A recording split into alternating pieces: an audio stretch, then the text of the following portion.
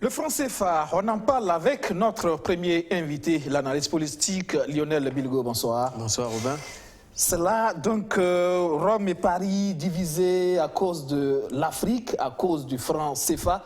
C'est vrai que l'Italie y a intérêt, mais c'est là quand même gênant. C'est l'Italie qui défend l'Afrique par rapport à ce franc CFA. Oui, c'est une première d'ailleurs sur cette histoire du franc CFA. On voit pour la première fois un pays, un État européen donner la rhétorique sur le fait que le franc CFA est une monnaie d'esclavage, presque, il l'a dit.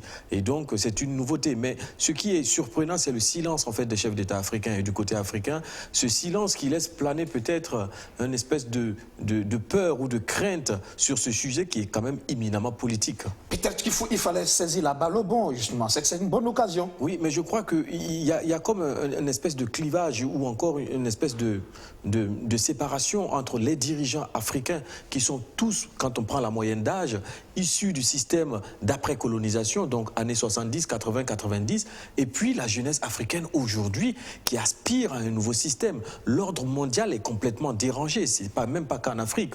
Vous voyez des sociétés qui veulent un nouveau système de vie humaine quelque part, et donc il faut à un moment donné que ces chefs d'État africains entendent les populations et les peuples africains, et surtout qu'ils ne traitent pas cette question du franc CFA du revers de la main comme si c'était une simple question, une simple plainte, une rhétorique à l'ancienne de certaines populations ou certaines couches de population, mais il faut qu'ils traitent cette question comme une question aussi de souveraineté. Des chefs d'État qui ont peut-être peur de représailles justement sur la question parce que comme il a expliqué justement l'enjeu du franc CFA pour l'économie française, c'est peut-être la peur de perdre effectivement le pouvoir pour ces chefs d'État-là. Oui, mais je pense que nous sommes dans une nouvelle ère.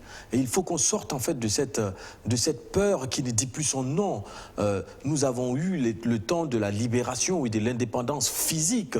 C'est à nous maintenant de prendre l'indépendance intellectuelle, l'indépendance économique, l'indépendance sociale et l'indépendance culturelle. Cela demande beaucoup de courage et il faut que ce courage-là naisse parce que les peuples sont préparés et les populations sont prêtes aujourd'hui justement à porter cette question. C'est dommage en fait que cette question du franc CFA soit une question OSC et pas une question éminemment politique portée par des politiques. On voit de plus en plus dans le berceau politique africain des opposants qui en font d'ailleurs leur programme politique. Le jeune Sénégalais. Le jeune Sénégalais qui le fait, et donc ça veut dire que cette question ne peut plus rester dans les ardoises en fait d'une petite plainte de petites personnes. Non.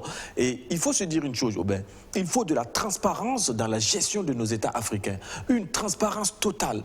Et c'est dommage que les populations ne se rendent même pas compte lorsqu'on parle de partenariat ou de dons. De fois, on voit nos journaux télévisés sont remplis de dons par-ci, faits par tel État à l'Afrique ou au pays.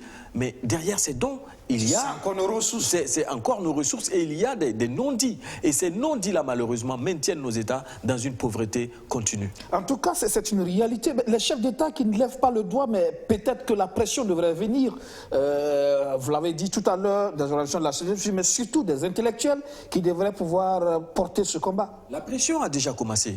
De toute façon, ils n'auront plus le choix. Elle semble timide. Ils n'auront plus le choix. Parce qu'à un moment donné, cette pression-là va aller grandissante et cette question du franc CFA ne va pas être réglée tout simplement par une monnaie de substitution sans valeur aucune que l'on va créer et donner à l'Afrique. Ce que les Africains demandent aujourd'hui, c'est une espèce de souveraineté et surtout aussi l'histoire liée à cette monnaie. C'est une histoire qui nous ramène en fait dans les méandres de la douleur africaine. Donc il faut sortir de cette histoire pour qu'on ait une nouvelle vie et une nouvelle vision de ce continent-là.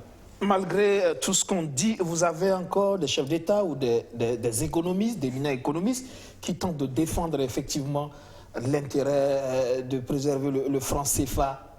C'est ce qu'on appelle le paradoxe nègre, en fait. C'est ce qu'on dit. Vous voyez des gens qui sont dans une impasse et malgré que ceux-mêmes qui les mettent dans cet espace reconnaissent, parce qu'on a quand même des éminents intellectuels en Europe qui disent clairement que ce franc CFA est non adapté au continent africain. Vous voyez des chefs d'État qui disent que non, c'est toujours adapté au continent africain. Mais il commence à être de la minorité. Et donc, du coup, la pression de la masse va finir par prendre le dessus. Et à un moment donné, il va falloir régler cette question-là définitivement. Vous prenez un entrepreneur burkinabé qui monte une entreprise dans cet environnement, dans cet écosystème burkinabé et qui tient l'entreprise pendant 5 ans. Il est 1000 fois plus courageux que n'importe quel entrepreneur européen qui monte une entreprise là où il a des facilités et des taux, des emprunts à taux complètement ridicules par rapport au Burkinabé. Parce qu'il y a des ressources, mais parce qu'effectivement, une partie de nos réserves sont à ce niveau, au niveau du Trésor français. Sont au niveau du Trésor français, ne servent pas à l'investissement et donc on est toujours à la mamelle du don, à la mamelle du prêt, à la mamelle de l'assistanat et en fait on ne se développe pas et on ne s'en sort pas.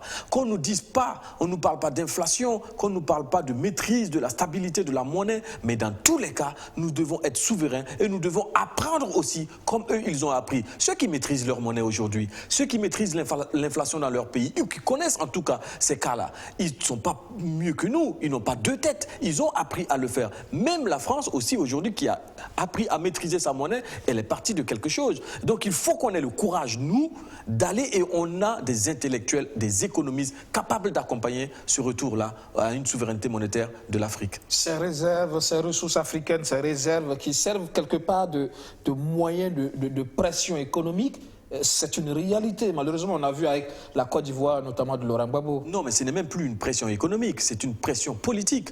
Parce que l'économie touchée, le politique l'emporte. C'est ce qui s'est passé avec le cas de la Côte d'Ivoire pendant la crise ivoirienne. Quand les avoirs ivoiriens ont été gelés au niveau du Trésor français, la Côte d'Ivoire ne pouvait plus commercer avec l'extérieur. Ça veut dire que notre seule porte d'entrée pour le reste du monde, c'est en passant par le Trésor français. Et ça, pour un pays qui se dit souverain, c'est presque de l'ordre de l'inacceptable. Et il a dit, l'autorité italienne, la France n'est rien, n'est pas une puissance économique sans le franc CFA. Moi, je n'irai pas jusqu'à dire ça parce que quand même, il faut mesurer le poids du franc CFA dans l'économie française. Toujours est-il que le franc CFA tel qu'il est ne nous arrange pas, nous, pays africains. Il ne faut pas qu'on passe notre temps à parler de la France en tant qu'avantage pour le franc CFA. Il faut qu'on parle de nous. Quel est notre avantage à rester dans le trésor français, à garder nos devises dans le trésor français et à ne pas réclamer notre souveraineté monétaire et donc notre souveraineté économique. Il faut que l'Afrique investisse. Que l'Afrique investisse parce que vous regardez, on est dépendant des importations plus que des exportations. Un producteur africain n'a pas accès au monde entier du fait justement du poids de ce franc CFA, de la valeur de ce franc CFA qui favorise plus les importations que les exportations. Alors aujourd'hui, ceux qui défendent le CFA parlent donc de stabilité. On essaie tout de même de défendre ce franc CFA.